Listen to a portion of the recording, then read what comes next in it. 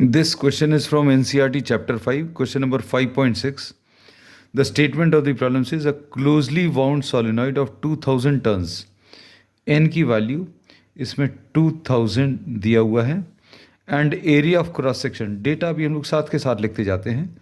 Area is 1.6 into 10 to the power of -4 meter square, carrying a current of 4 amperes. I की value 4 amperes is suspended through its center, allowing it to turn in a horizontal plane.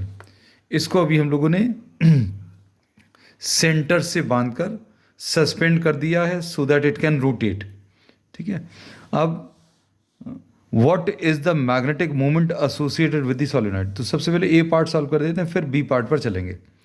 A part में इन्होंने पूछा what is the magnetic moment. तो magnetic dipole moment का formula, magnetic dipole moment, इसमें m की value is NIA. n की value 2000 है, I की वैल्यू 4 एम्पियर्स है, area is 1.6 into 10 to the power of -4. तो अब ये अगर आप सिंप्लीफाई करें तो 2 इंटू 4 इंटू 1.6, नंबर्स सारे एक साथ लिख लिए. 10 के पावर्स भी अब लिख ले रहे हैं. ये वाला 2 अभी हम लोग लिख चुके हैं, 1000 मतलब 10 to the power of 3 और ये -4. तो ये कितना जाएगा 8 into 1.6, 16 8 128. So this will B 12.8 into 10 to the power of -1. और इसका ये 10 to the power of -1 अगर इधर कंबाइन कर लिया तो this will B 1.28. This will be the answer to the first part, ampere meter square.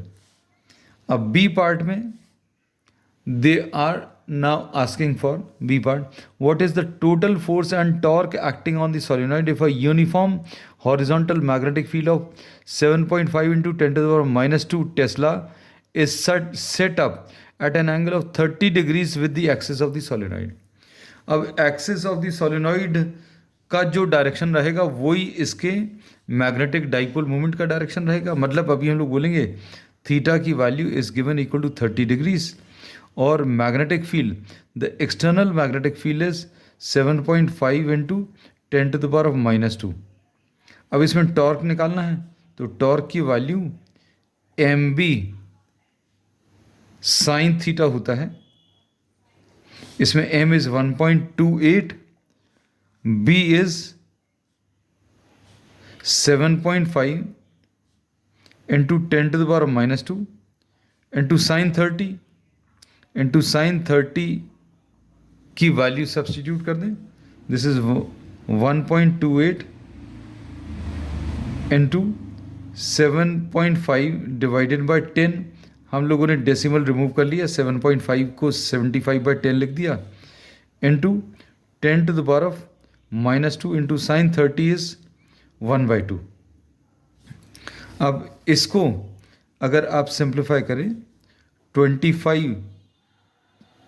5 से कैंसिल कर देना है. अच्छा 5 से भी नहीं, क्योंकि इसमें इधर पर एक काम करते हैं, इसका भी डेसिमल रिमूव करते हैं. ये 128 हो जाएगा. 25 3s एंड 25 4s, ऐसा लिख सकते हैं.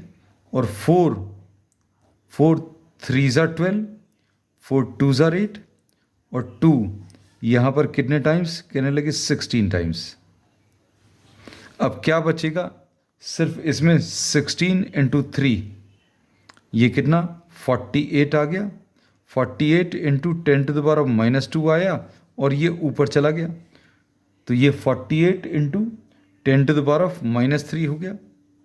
अब इसमें एक 10 इसके साथ अगर आप कंबाइन कर लें तो दिस विल बी 4.8. एक -1 हम लोग कह रहे हैं, ये 10 to the power -1 नीचे ही, ये नीचे ही रहने दें. अगर 48/10 कितना 4.8 आ जाएगा into 10 to the power of -2.